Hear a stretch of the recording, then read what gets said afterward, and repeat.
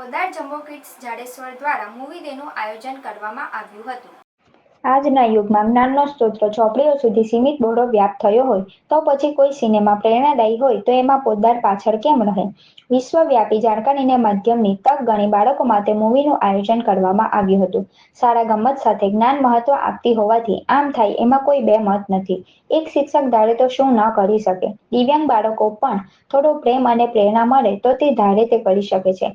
પાંગડો પણ ધારે તો પહાડ પણ ચડી શકે છે. આ વિચારને કેન્દ્રમાં લઈને બનેલું સિતારે જમીન પર સિનેમા પ્રેરણાસ્પદ હોય અને બાળકોના મનોવિશ્વને સમજવા અને વાલીઓને તેમના બાળકોની લાગણીઓ અને પડકારો પ્રત્યે સંવેદનશીલ બનાવવાનો હોય.